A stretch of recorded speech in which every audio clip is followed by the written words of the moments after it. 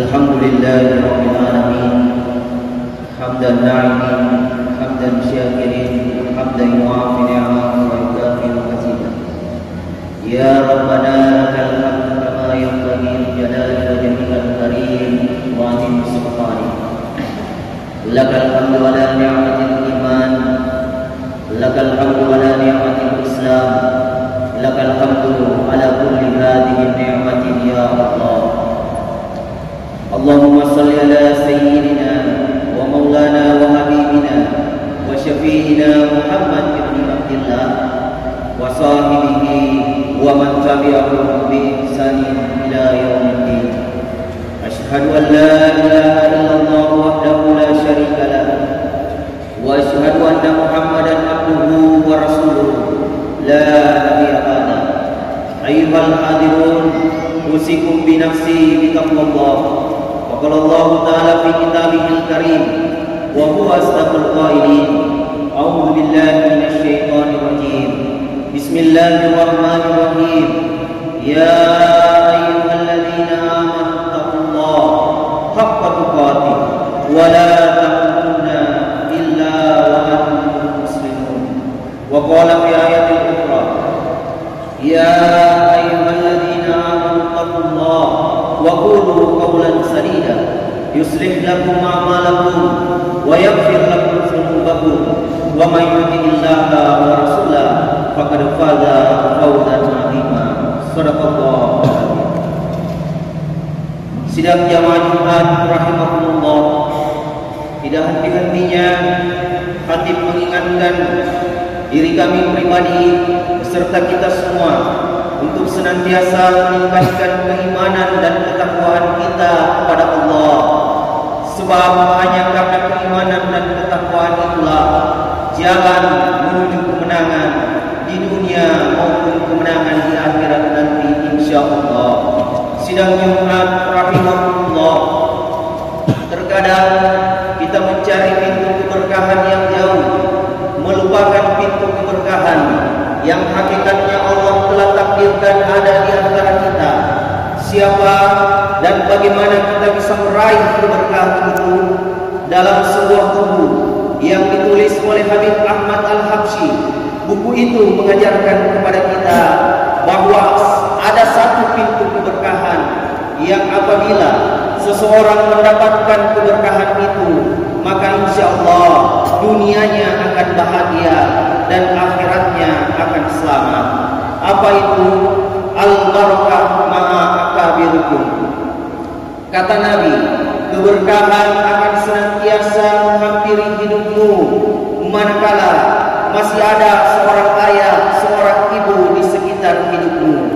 Pulang dari masjid ini silahkan buktikan kalau kita masuk ke dalam rumah sudah tidak ada sosok ayah, sudah tidak ada sosok ibu, maka rumah itu akan terasa sunyi, rumah itu akan terasa sepi, rumah itu akan terasa gersang. Tapi sebaliknya, kalau hari ini Allah masih izinkan kita menatap wajahnya, melihat senyumnya, menjabat tangannya, mencium pipi keningnya, serta memeluk mesra tubuhnya, maka itulah keberkahan yang tiada tara, tiada banding di atas dunia ini. Sidang Jumat rahimahumullah, melalui mimbar ini kita juga saling mengingatkan mengapa di negeri ini Allah mengangkat satu persatu keberkahannya. Dulu kita kenal Indonesia ini sebagai negeri yang aman, adil, makmur, sejahtera rakyatnya. Dulu di Indonesia ini jarang terjadi bencana dan musibah, tapi belakangan ini tiada hari tanpa bencana dan musibah yang kita dengarkan. Mulai dari angka kematian yang melonjak drastis, kebakaran, banjir bandang, tanah longsor, likuifaksi, gempa bumi, hingga virus yang merebak di mana-mana. Satu kali, dua kali musibah turun itu ujian, tiga kali, empat kali musibah turun itu teguran. Tapi kalau sudah langganan dan terjadi dalam rentan waktu yang dekat, dalam rentan waktu yang cepat, maka jangan-jangan ini bukan lagi sebuah ujian, jangan-jangan ini bukan lagi sebuah teguran, tapi justru azab dan murka dari Allah Allah untuk bangsa ini. Tentu ini menjadi tanda tanya besar dalam hati. Seperti kata pepatah, tidak mungkin ada asap kalau bukan karena ada api. Tidak mungkin Allah kirimkan musibah. Tidak mungkin Allah turunkan bencana kalau tidak ada dosa dan maksiat yang sudah terjadi. Pertanyaannya, dosa apa yang banyak di atas negeri ini? Salah satunya Indonesia hari ini krisis darurat anak yang soleh, khususnya akhlak seorang anak kepada ayah dan ibunya. Pekan lalu di layar televisi kita menyaksikan sebuah berita bahwa ada seorang pemuda yang berusia 23 tahun. Dia tega menggorok leher ibunya hingga tewas hanya karena dia meminta sejumlah uang dan ibunya tidak dapat memberikan saat itu. Dia tega menggorok leher ibunya hingga tewas. Khatib melihat dan mendengar berita ini berpikir, jangan-jangan inilah yang menjadi salah satu sebab Allah marah, Allah murka pada bangsa ini sehingga bencana datang silih berganti. Sidang Jumat rahimakumullah. Al-jannah fi baitika. Ada surga di rumahmu. Siapa surga di rumah kita? Ayah ibu kita. Lebih dekat lagi ada di mana? Ada di telapak kaki ibu. Tapi terkadang kita sibuk mencari surga yang jauh, melupakan pintu surga yang dekat. Seorang sahabat Nabi pernah datang menghampiri Nabi lalu berkata, "Ya Rasulullah, izinkan aku ikut untuk berperang. Aku ingin mendapatkan pahala syahid. Karena kalau aku syahid, aku akan masuk surga tanpa hisab. Kalau aku syahid ya Rasul, aku tidak akan merasakan sakratul maut yang sakit dan lama." Maka Rasulullah bertanya, "Alaka min ummin? Apakah ibumu masih hidup, sahabatku?" "Iya ya Rasulullah, ibuku masih hidup." Maka Rasulullah bersabda, "Tetaplah engkau di samping ibumu. Kau urus telapak kaki ibumu, akan kau temui surga di sana." Apa maknanya jemaah yang mulia? Kalau mengurus telapak kaki ibu, Allah mau hadiah kita surga. Apalagi kalau kita mau mengurus kebutuhan perutnya. Apalagi kalau kita mau menyenangkan hati dan perasaannya. Apalagi kalau kita mau mengurus kepalanya. Subhanallah, walhamdulillah, wala ilaha illallah, wallahu akbar. Sidang Jumat rahimahullah. Ingatlah pesan Nabi, "Ana bari'un mimman lam yuhaddi hawarihi." Aku Muhammad bin Abdullah, kata Nabi, akan berlepas tangan, tidak akan peduli, tidak akan melihat, tidak akan melirik siapa yang tidak akan dipedulikan Nabi, siapa yang tidak akan dilihat oleh Nabi di hari kiamat nanti, yaitu anak yang melupakan tanggung jawabnya kepada ayah dan ibunya. Mimpi seorang anak mendapatkan syafaat Nabi di hari kemudian jika dia durhaka kepada ayah dan ibunya. Di lain hadis Nabi menyebutkan, surga itu memiliki aroma yang harum semerbak. Saking harumnya bau surga itu dapat bisa tercium dari jarak 500 tahun perjalanan akhirat. Di riwayat lain disebutkan 1000 tahun perjalanan akhirat bau surga sudah dapat bisa tercium. Tapi ada beberapa golongan yang jangankan dia bermimpi menjadi penghuni surga, bau surga Allah haramkan baginya. Salah satu di antaranya anak yang durhaka kepada ayah ibunya. Sidang Jumat rahimahullah. Betapa banyak anak-anak hari ini di luar sana, dia cium, dia muliakan tangan orang, tapi tidak jarang mereka membelakangi tangan yang penuh keberkahan. Itulah tangan ayah dan ibu mereka. Betapa banyak anak-anak hari ini di luar sana bicara dengan orang luar biasa sopan, luar biasa santun, tapi di hadapan ayahnya kata-kata kasar yang selalu hadir. Di hadapan ibunya suara sang anak kadang lebih besar daripada suara sang ibu. Betapa banyak anak-anak hari ini bicara dengan atasan, siap uang, siap keren, 86 komandan. Kata 86 ringan untuk atasan, tapi di hadapan ibunya kalimat-kalimat perlawanan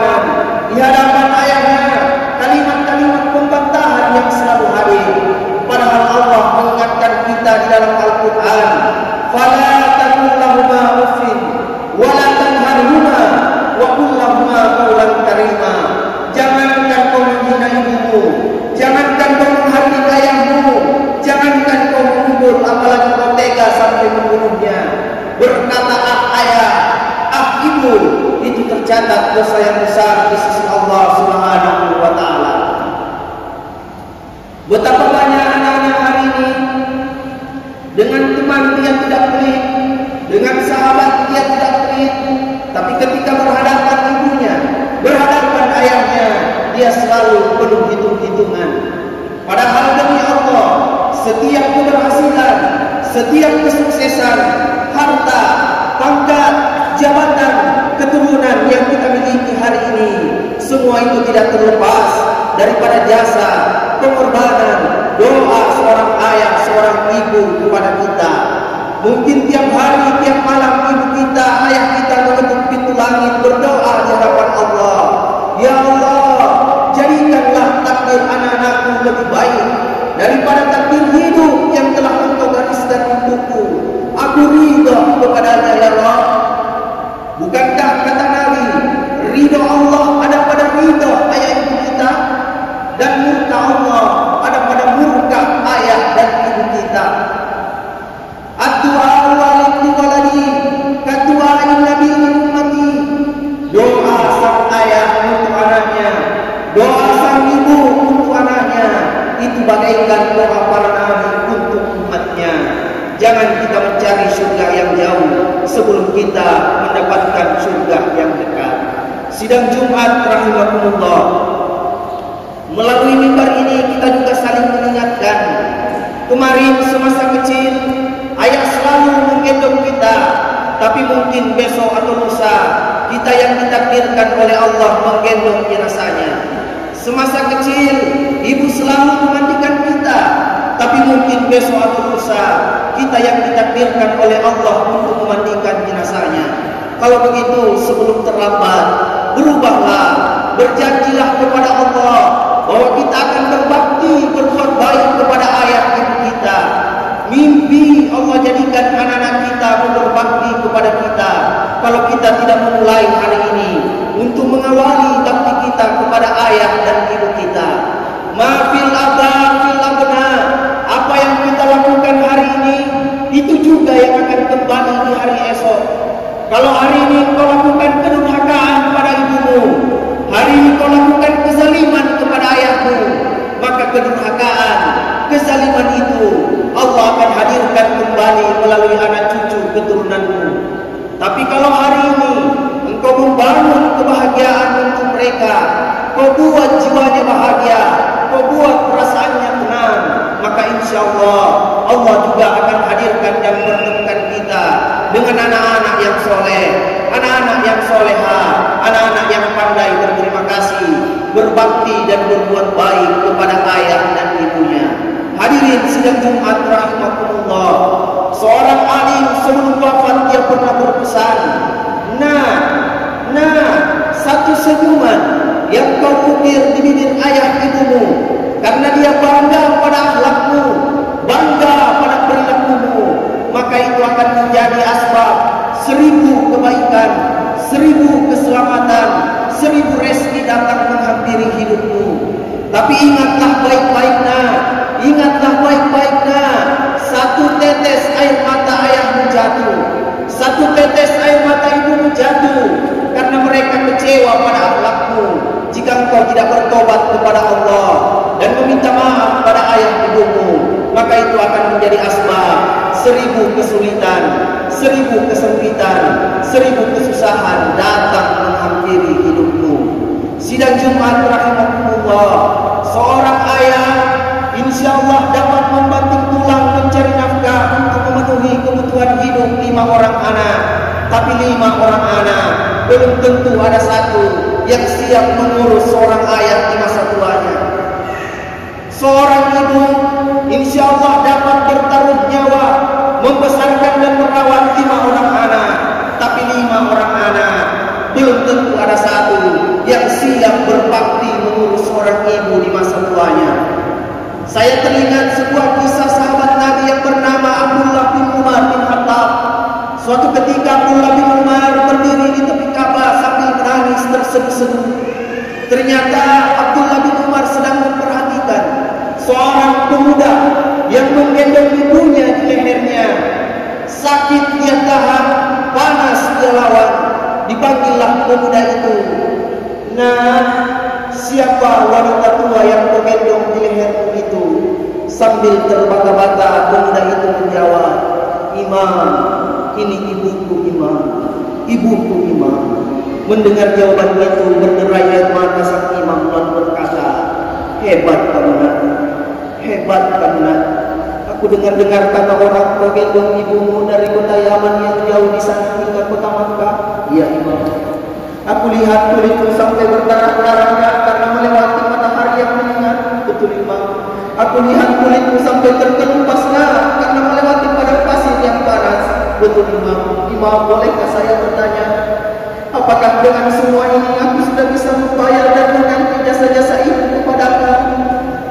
Berderai air mata sang imam menjawab, Wallahi nak, demi Allah nak, 1000 kali kau gendong ibumu dan kota Yaman ke kota Makkah, 1000 kali kulitmu terkelupas, 1000 kali kulitmu berdarah, 1000 kali kau gendong ibumu tawaf mengelilingi Ka'bah, bahkan tiap hari ibumu kau gendong. Demi Allah nak, itu tidak akan pernah mengganti dan membayar satu tetes darah yang dia keluarkan saat melahirkannya. Itu tidak akan pernah mengganti dan membayar satu teriakan sakit ibumu saat melahirkannya. Sidang Jumat rahimahullah, kalau jihad dan pengorbanan yang sebesar itu belum juga mampu membayar dan mengganti satu saja jasa pengorbanan seorang ibu kepada kita, maka Jumat yang berbahagia ini, dengan penuh kerendahan hati, tanyakan hati kita yang paling dalam. Sudah sebaik apa, sudah sebesar apa bakti kita kepada ayah ibu kita? Jangan-jangan sampai detik ini kita hanya menjadi seorang anak yang selalu memberi beban kepada ayah ibu kita. Jangan-jangan sampai detik ini kita hanya menjadi seorang anak yang selalu memboris duka di hati ayah ibu kita. Mimpi kita mendapatkan ridha Allah, kalau ridha ayah ibu kita tidak pernah kita dapatkan. Tiap hari kita takbir, tiap hari kita ruku, tiap hari kita sujud, tiap saat kita bersedekah, berbuat baik di luar sana kepada banyak orang. Tiap tahun bolak-balik tanah suci Makkah, haji dan umrah. Tapi ketika engkau durhaka kepada ayah ibumu, nabimu yang memastikan, jangankan kau bermimpi menjadi penghuni surga, bau surga Allah haramkan bagimu. Engkau papa senang berlota rumah kedana, nigi madoraka didoai kepada jannah, nigi madoraka didoai kepada jannah. Maka ini nama rutung, maka leja nama rutung, teknitai lecendino dalam upaha leceng akhirat. Barakallahu